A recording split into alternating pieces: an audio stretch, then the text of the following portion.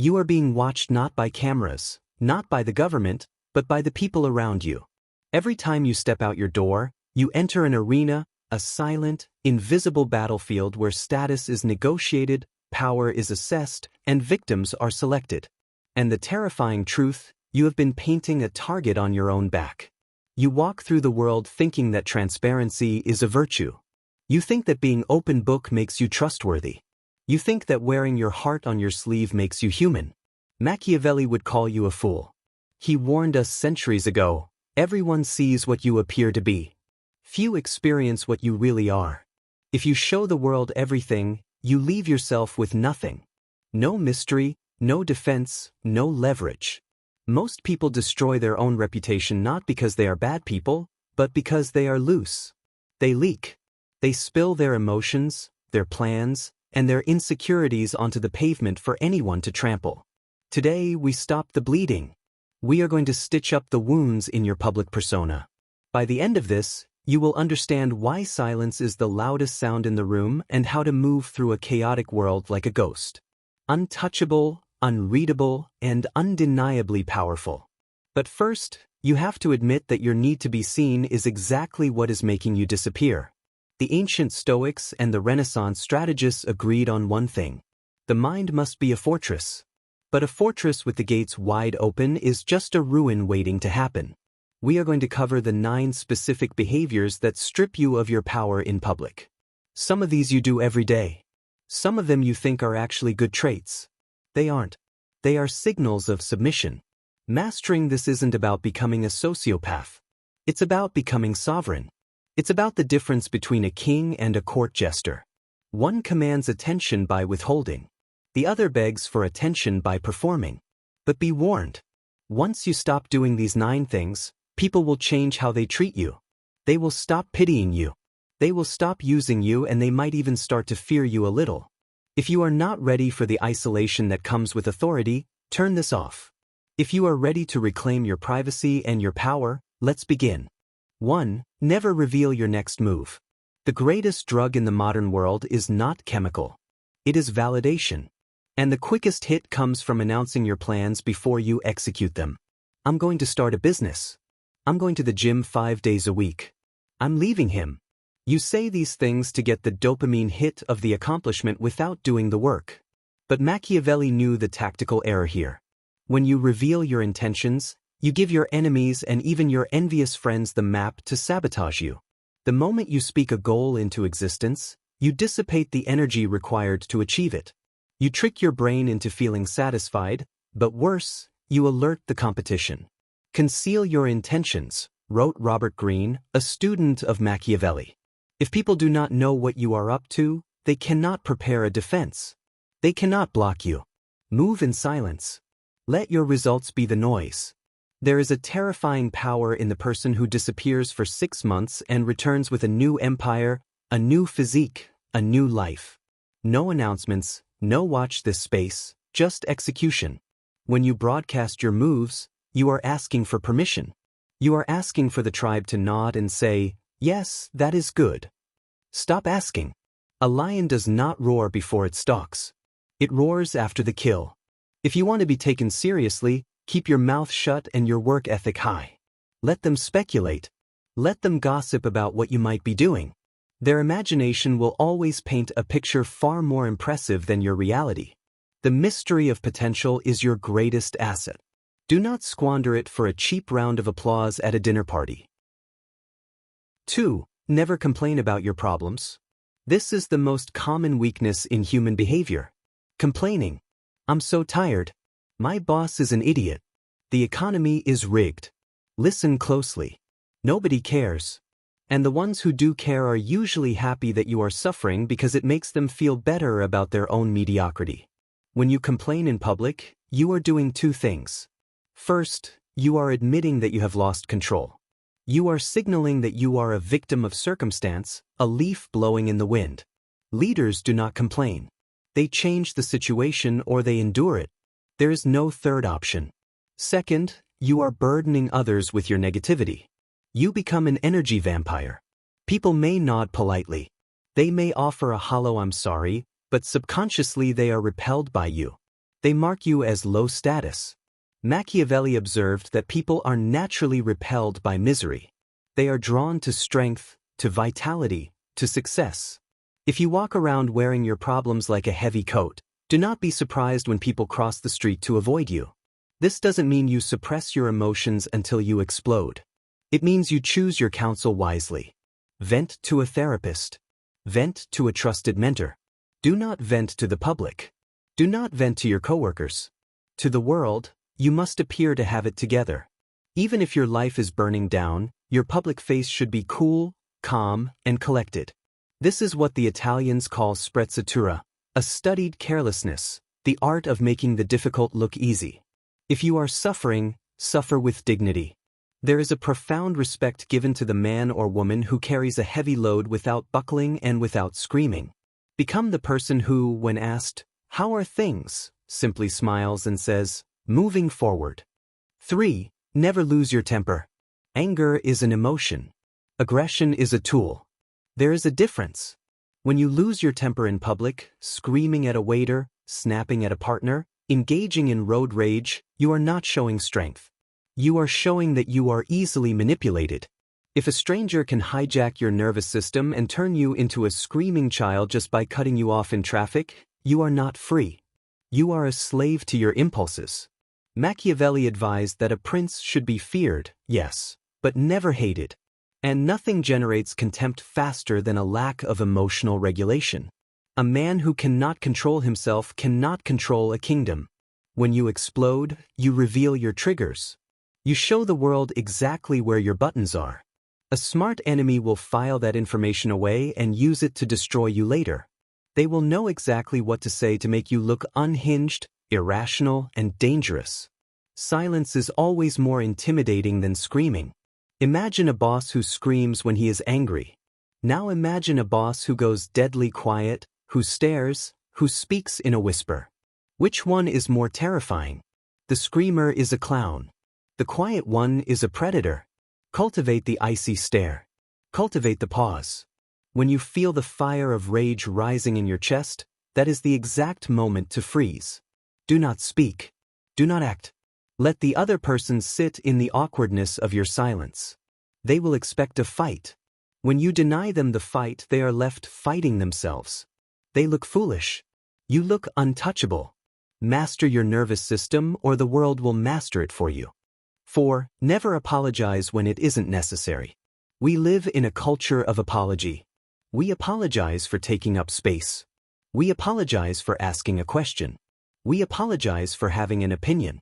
Sorry to bother you. I'm sorry, but I think stop it. An apology is an admission of guilt. It is a submission signal. When you apologize for things that are not your fault or for simply existing, you are lowering your status in the hierarchy. You are telling the world, I am beneath you. Please forgive me for being here. Machiavelli knew that a leader must appear infallible. While you are human and will make mistakes, you must reserve your apologies for when you have truly wronged someone. If you are late, do not say, sorry I'm late. Say, thank you for waiting. If you have a differing opinion, do not say, sorry to disagree. Say, I see it differently. Do you feel the shift? The first is a plea for forgiveness. The second is a statement of reality. Over-apologizing makes you look weak, unsure, and insecure. It invites predation. People begin to feel that they can blame you for things because you are so ready to accept the blame. Save your apologies for when they mean something. When you have truly broken a promise or caused harm, apologize once, sincerely, and fix it. Never repeat it. But for the day-to-day friction of life, stand your ground. Occupy your space. You do not need permission to exist. Never reveal your financial situation, high or low. Money is the most sensitive nerve in the human body. If you show that you are poor, the world will treat you with pity or invisibility.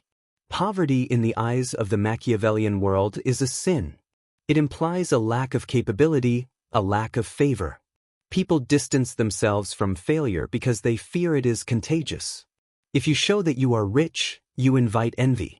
And envy is the most dangerous emotion of all. It is the emotion that makes a friend hold a knife behind their back. There is no vice that so covers a man with shame as to be found wanting. But there is no danger greater than outshining the master. If you flash your wealth, the cars, the receipts, you are not impressing people. You are humiliating them. You are reminding them of what they do not have. And eventually they will hate you for it. They will try to take it from you either through theft, lawsuits, or social destruction. True wealth whispers. It is found in the quality of the fabric, not the size of the logo. Keep your finances a black box. Let them guess. If you are struggling, look clean, sharp, and organized. Do not look poor. Look like you are in a temporary tactical retreat. If you are winning, look comfortable. Do not look like a lottery winner. The goal is to be financially ambiguous. You want people to assume you are doing well, but never know exactly how well. This protects you from the parasites who want a loan and the predators who want your spot. Your bank account is a weapon. Keep it holstered until you need to use it. 6. Never gossip or talk badly about others. Great minds discuss ideas. Average minds discuss events. Small minds discuss people. Gossip is the currency of the weak. It is a bonding mechanism for people who have nothing of value to offer. When you gossip, you may feel like you are building a connection with the listener, but you are actually destroying your own reputation. Think about it.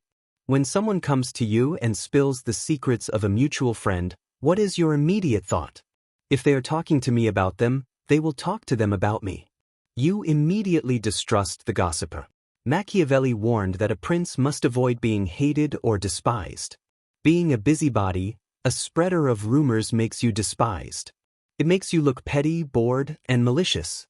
Furthermore, information is power. When you gossip, you are giving away information for free. You are leaking leverage.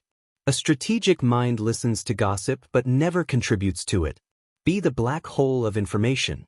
Let people tell you everything. Nod, listen, gather the data, and then say nothing. This makes you terrifyingly powerful. People will know that you know their secrets, but they will not know if you have told anyone. That uncertainty gives you control over them. Never speak ill of your enemies in public. It makes you look obsessed and bitter. If you must destroy an enemy, do it through action, not through words. Do it so silently that they don't even know it was you. To speak bad words is to show that they have hurt you. To speak nothing is to show that they are beneath your notice. 7. Never explain your philosophy. Waste no more time arguing what a good man should be. Be one. Marcus Aurelius. There is a tendency, especially when we are working on ourselves, to want to preach. We find a new diet, a new religion, a new political stance, or a new philosophy like Stoicism or Machiavellianism. And we want to tell everyone at the dinner table, we want to convert them. We want to prove we are right. Do not do this. First, it is annoying. Nobody wants to be lectured. Second, and more importantly, it makes you a hypocrite. The moment you announce your moral code, I never lie. I always wake up at 5 a.m. I am a vegan. The world will watch you like a hawk waiting for you to slip, and you will slip. And when you do, they will point and laugh and call you a fraud. By verbalizing your standards, you create a trap for yourself. You give people a yardstick to beat you with. Machiavelli advises to appear religious, faithful, and humane, but to be flexible in reality. If you rigidly announce your code, you lose your flexibility. Live your philosophy. Embody it. Let people ask, why are you so calm? Why are you so disciplined?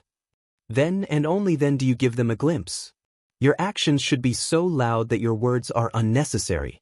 The strongest argument for your way of life is your life itself, not your explanation of it. 8. Never seek approval or validation. This is the root of all the other sins. The deep knowing hunger to be told good boy, good girl. We are trained from childhood to seek the approval of authority figures, parents, teachers, bosses, gods. We perform tricks for treats. But if you want to be a sovereign adult, you must kill this instinct. When you seek approval in public by fishing for compliments, by checking to see if people are laughing at your jokes, by changing your opinion to match the group, you are handing over your leash. You are saying, my self-worth is in your hands. Please be gentle. Machiavelli knew that the prince must be self-contained. He listens to advisors, yes, but the final decision is his alone. He does not look to the court for permission. When you stop trying to impress people, a strange thing happens. They start trying to impress you. Validation is a dynamic of high status and low status. The person engaging in the behavior is low status. The person judging the behavior is high status. When you ask for approval, you are permanently assigning yourself the lower rank. The only validation that matters is the reflection in the mirror. Did you stick to your code? Did you execute your plan? Did you control your mind? If the answer is yes, the applause of the crowd is irrelevant. If the answer is no, the applause of the crowd is a lie. Become immune to praise and criticism alike. They are two sides of the same coin. Manipulation. If you can be lifted by a compliment, you can be destroyed by an insult. Reject both. 9. Never reveal your vulnerability or shadow. Modern psychology tells you to be vulnerable, to share your trauma, to cry in public. They call it bravery. Machiavelli would call it suicide. There is a time and place for vulnerability. It is in the private sanctuary of your home with people who have earned the right to see your soul. It is not on social media. It is not in the boardroom. It is not on a first date. The world is not a therapy session. It is a hierarchy. When you bleed in the water, the sharks do not feel empathy. They feel hunger. If you reveal your deepest insecurities, your past traumas, and your darkest fears to the public, you are handing them the blueprint to dismantle you. You are telling them exactly what hurts. I have abandonment issues. I'm insecure about my intelligence. You think you are bonding? The Machiavellian observer hears, if I want to control him, I just need to threaten to leave. If I want to hurt her, I just need to make her feel stupid. You must integrate your shadow. Yes, you must face your demons. Yes, but you do this in the dark. You do this in the forge of your own spirit. When you step out into the light, you wear the armor. This is not about being fake. It is about being protected. The king does not walk among the peasants naked. He wears the crown and the cloak not because he is better but because he represents order. If you want to lead, if you want to be respected, you must appear to be whole. You cannot lead others out of the storm. If you are drowning in your own puddle, keep your wounds covered until they have become scars. Then you can show the scar as a lesson, not the wound as a plea for help. If you stop doing these 9 things, you will feel a vacuum form around you. You will speak less. You will complain less. You will explain less. At first, people will ask, is everything okay? You're so quiet. They will prod you. They will try to provoke you to get the old, reactive, insecure you back. They like the old you because the old you was easy to read and easy to control. Hold the line. In that silence, in that absence of validation seeking, you are building gravity. You are becoming a black hole of power. By removing these behaviors, you remove the handles that the world uses to grab you. You become smooth, untouchable. You begin to observe more because you aren't busy performing. You can finally see. You see the strings on everyone else. You see their insecurities, their lies, their desperate need for approval. And once you see the game, you can no longer be played by it. Machiavelli didn't teach these things to make you evil. He taught them to make you effective. He wanted you to survive the court of snakes. The world is noisy. Everyone is screaming, look at me. Validate me. Pity me. Be the one who stands still. Be the one who watches. Be the one who keeps their cards close to their chest. But this brings us to a dangerous realization. Once you seal up the leaks in your public persona, once you stop giving the world access to your mind, you are going to be left alone with your thoughts. And for most people, that is terrifying because when the noise stops, the internal voices start. You have learned how to shield yourself from the outside world. But how do you shield yourself from the enemy within? How do you rule the kingdom of your own mind when the gates are closed and it's just you in the throne room? That is the true battle, and that is what we must explore next. Subscribe because a fortress is useless if the king is mad.